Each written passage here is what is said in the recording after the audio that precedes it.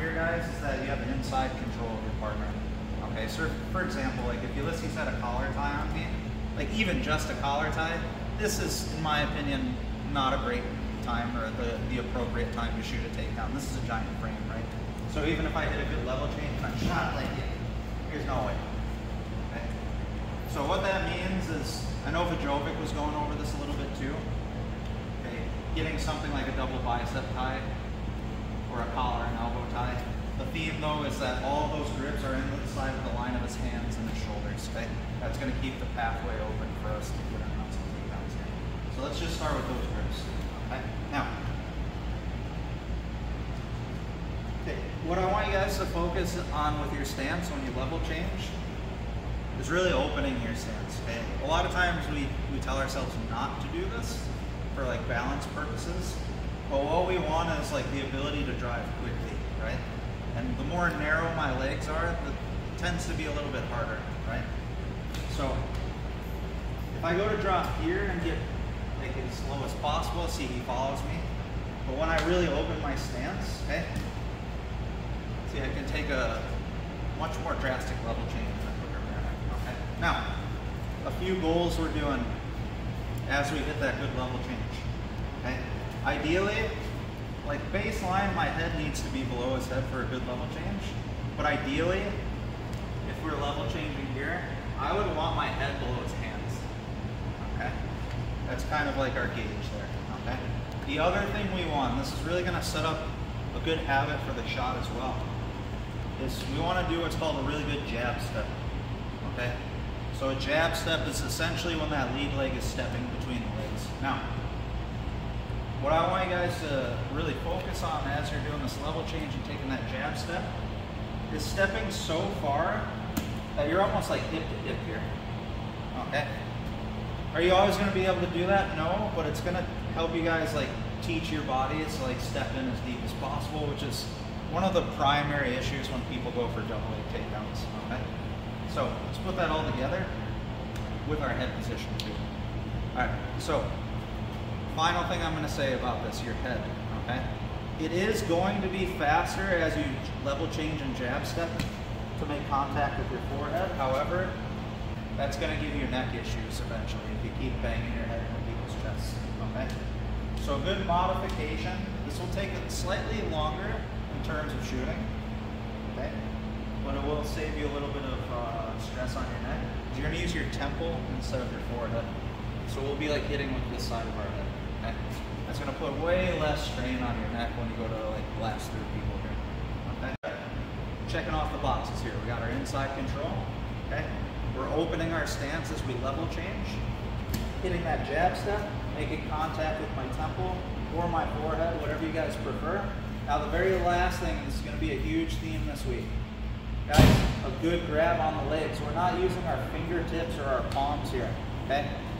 So the finish here is going to be me walking through Ulysses. If I'm loose here, what he's going to do is walk with me, and you're just going to lose the legs right away, okay? So I want you guys to really try to hook with your forearms. The gauge here is your shoulder. Get that grab as close to your shoulder as possible, and people won't just start walking out of your attempts here, okay? So now putting it all together for the finish, we're going to do the level change quick and the finish slow, okay? If you're still getting a good hang of this, do all of it slow, okay? Inside control, level change, jab step, head control. See you guys nice and deep here. So now if he tries to walk out, there's my finish, okay? If you're bending over and he passes my head to the outside, no, it's okay. You're gonna get put in the front head on, possibly even eating, okay? If he's really athletic and he gets that grip, your head's down, he can jump into like a really deep swallow with it. Yep. Just gonna come into play on the next few movements especially. Guys, when you level change, this is a really good gauge, okay? You should still be in your stance and you shouldn't change anything. Your spine should still be straight, okay? And focus on your eyesight. I always talk about this, especially when we do singles. You should not be looking at the floor, okay? Your posture is gonna follow your eyesight. You're gonna be bent over and do that. You should be focusing on your partner's chest, or if it's a different type of double leg, you should be like focusing on the wall, or even seeing in certain scenarios. So guys, pay attention to my posture on this rep. Okay. Hit my level change. Okay, right here. In the middle. I actively am pushing through him, which is going to cause Grant's posture to do this as I grab the legs, which is what we want. Okay? If I don't have my head there, I don't have as good of an ability to do that. So guys, try to glue, whether you want to use your forehead or your temple, try to glue into the middle of the chest. And you'll have an extra ability here, you see, his posture, to drive through the takedown. For example, if I were to drive through a blast double leg on Ulysses and start to put that lead knee on the ground, this is likely what would happen. Okay? It's not the end of the world, okay? But you're gonna go end up right close hard. Sometimes you'll get lucky and you'll end up in a chest-to-chest hammer, okay? But that is the risk. Here, okay? Level change, jab step, contact with the head, and then walk. That would be collar grips, okay? One collar grip, a collar and a sleeve, like a lot of people do. Or even something annoying, like if he grabs both my collars here, like let's say he stiff arms, like even if I level change and I take a shot, I'll never get close to him, right? So, we looked at other things in the past, like we could choose just not to grip up, hand fight and go for shots on the outside. Not always the best idea, because obviously the whole purpose is to be close to the person, right? We could look at things where, like, if he grabs, stripping grips, okay? However, we all know that sometimes even things like stripping grips, that's hard to accomplish, and in that time, you could get taken down yourself, okay? So I'm going to present another option to you guys this week for the heat. So go ahead, double grab again, please. All right. Let's think to go under our partner's grips, get high lapel grips, and flare our elbows here, okay? So what this can do is significantly weaken those frames. And just like if we were wrestling, like popping an elbow up, okay? It gets his hands nice and high for a level change, right? So if you're looking for a solution for that, you can use that as your entry this week. So when we first start a match, we're more ranged here again. We talked about things like using that rear hand to test the distance. Okay, this would be a more advanced double leg where you're longer range. I say advanced because now there's more risk involved. We're more detached here. Okay. However, like you will see a fair amount of double legs. I would say the majority of them happen from this range. Okay. Now it's like, all right, we know the mechanics, we know how to shoot, but how am I going to set it up here? Okay. And honestly, there's no like one good answer to that. You're going to be doing numerous things to do that. Okay. Like for example, using the collar tie, and if he posts and he drives forwards, snap him down, and then when he comes up, that's when we get jab set and shoot. Okay. That would be one example. Okay. Bringing the hands down. Okay. We looked at with the gi going under and grabbing the lapels. We can look at more looser methods like that in no-gi as well. So like if he reaches out, and in a lot of different scenarios here, we can get a thumb post under the elbow. That's use that as a shot as well. Okay. I'm always big on that note. Again, even something like an arm drag, the familiar detail there is passing an arm across the body. Okay, we do that a lot in the close guard, right? That's going to really take him out of his position and open up a pass here. So that would be another one. Like for example, if I were going to go for an arm drag here, okay, he starts to pull away. That's when I can level change and come through. Get on misdirectional double legs, which is a good one. Talked about this a little bit from like the double bicep tie here. Okay, we can use like almost these grips as steering wheels, right? Where we circle, make our partner step, and then as they step, get our level change. Okay? We can really do that with the collar tie a lot as well. Okay? On top of like that entry where we snap his hands, like we can't snap his hands, we can use this pull. And then again, look to come through. I change my level, okay? From here, I'm going to bring my knee to the floor. I'm going to sit on my own heel, okay? And I'm going to set this straight leg up. Now, one of the benefits of practicing it this way is it comes with some grip options, right? The closer I get, I just talked about this with the last double leg, the more options I have in terms of how I control his legs, specifically locking your hands here, okay? So if we do a good job of really taking a good jab step here, we have a better chance of locking the hands, okay? Now when I lock the hands, I want to be on the hamstrings, I want to have my elbows curled, okay? The wider Grant's legs get, go ahead, try. See, that's not too bad. So if I'm not pinching, go ahead. The wider they get, the easier it is for him to defend the takedown, or as I take him down, he's going to put me in some sort of guard, okay? We don't want that. So as we get here and we lock our hands, make sure you guys are pinching your elbows, okay? So this eliminates the sprawl, which in turn very simplifies the finish of the takedown, all right? So we're gonna focus first on just corkscrewing through our partner. Now guys, look at my head position in my back. Same thing as the blast double. I wanna be nice and upright here, not bending down like this. Even though I have his legs, he could put me in some bad positions here in terms of pushing my head down, okay? So from here, as I start to rise, I'm gonna push with my head and rotate towards my head to finish the takedown. Okay. My good level change, my jab step, I shoot. Okay. Here's the gauge for like good posture and not feeding into your partner's defense here. You need to draw a straight line from your shoulder down to your hip, okay? The more you guys shoot like this where you're leaning over while your knee's on the ground, the more ability they have to bring your head into the sprawl. But really what we're looking at here is you guys doing this. You're not as close as you could be. There's a lot of space between us, okay?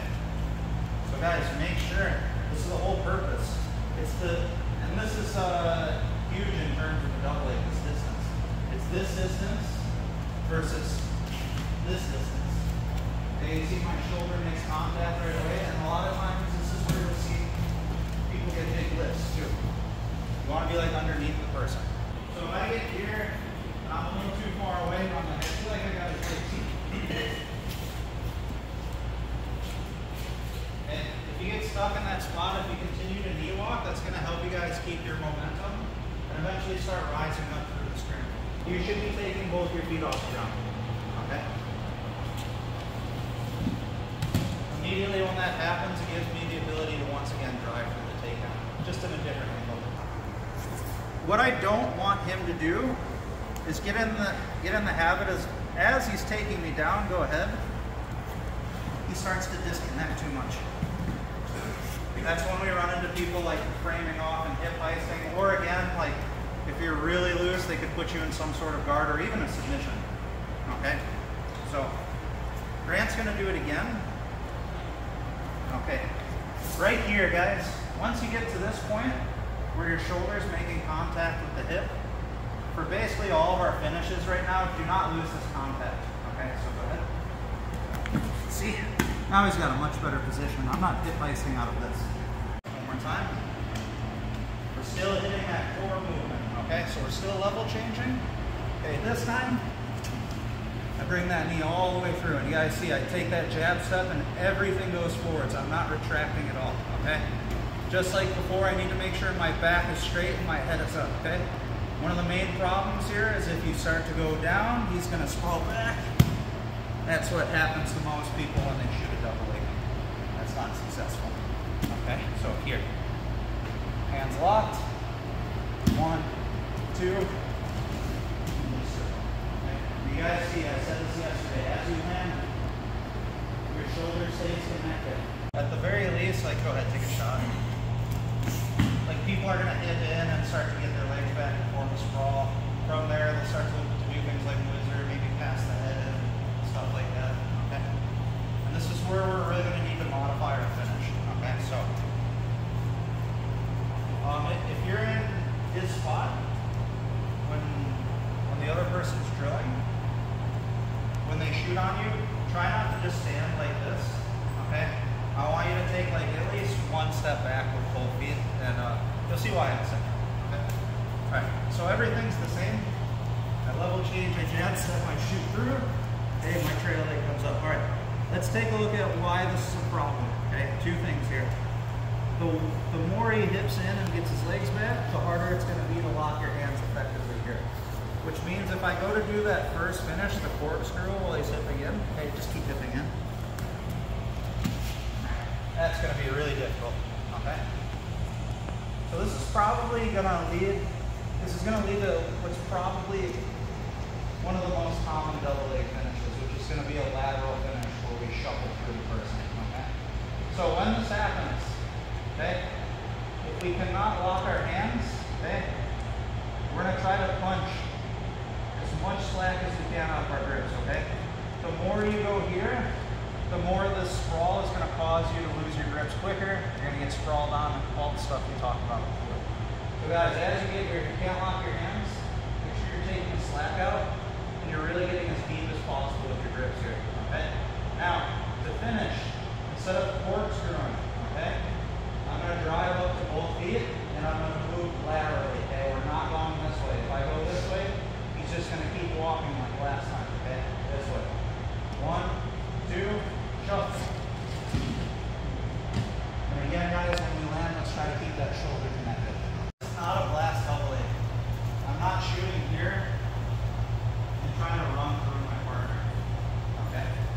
His legs are going to keep going back, and eventually your hands are going to slip and you're going to get sprawled up, okay?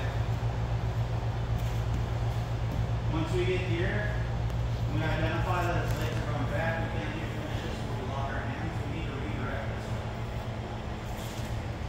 So remember, I'm moving like laterally here, okay? Don't get that confused with like walking in a circle, all right? Watch. Okay, don't come up and start going this way. Even if I get this leg off the ground, you see Grant's just keeping his balance. So if you guys are stepping laterally and your partner is still doing this, that means you're not sweeping this leg out enough, okay? So, this is gonna be kind of hard to see, but just pay attention to my left arm here, okay? Look at my elbow. So as I walk, you guys see that? If you could, I mean, just like the lift on the last one, you would pull your partner's legs off the floor. Okay. All right, so I start to get up here, okay? Maybe I'm doing everything perfectly, okay? Maybe I lose a little bit of momentum, or just again, maybe he's just positioning himself perfectly. Or another cause is like they're bigger than you, for sure, okay? Here. Now I'm going to run them, like I just can't do it, okay? So right here, this is a perfect time to just come up, go to the body lock. Now you guys have to be careful. A lot of people got murdered with this at ADCC, okay? He has an overback grip right now, okay? Potentially an overhook. We do not want to stay on this side, okay? He could Uchimata me, he could Parayagoshi me. This isn't good. So guys, when you come up, I'm going to tend to really encourage you guys not to stay on this side, but to instead hop to the other side, okay? See, now I'm away from that overhook and that overback grip, okay? Now, we are in a body lock now. There's a million possibilities. However, let's keep the theme of a double leg here. Keep the theme of like stuff that he's going to try to do, right? A lot of times here, one of the main defenses is going to be to fight the hands. Eventually, you'll get your hands on. Okay, so you can. So again, if you guys remember when we did the ankle pick wrestle ups, a big option when they're facing away from us is to hit a rear double leg.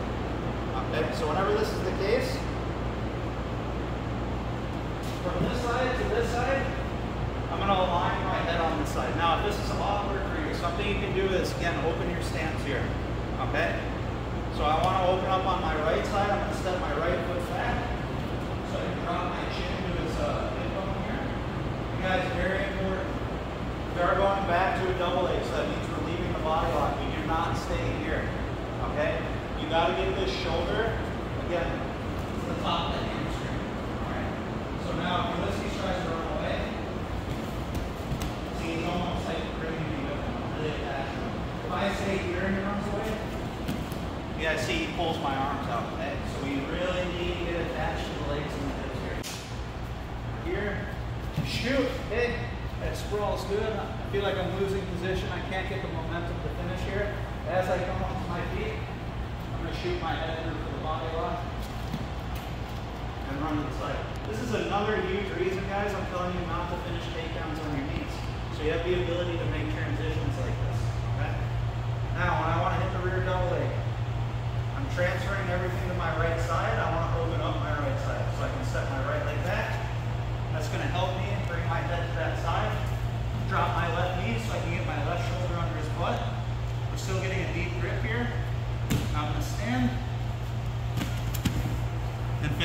same way. The only difference is I'm behind him now. Okay?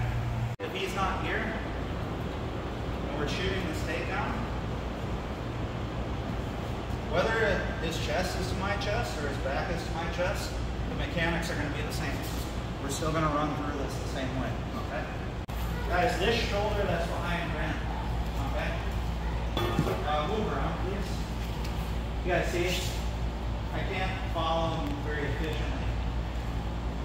So that means a lot of you are keeping your shoulder above the butt, like by the hips.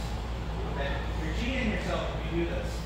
Take that extra second to get your shoulder here that connects to the top of the hamstring. Try to do that same thing now. See, now he's pulling me with him. Don't leave your shoulder up here. Put your shoulder like under their butt and you'll stay way better connected to your partner.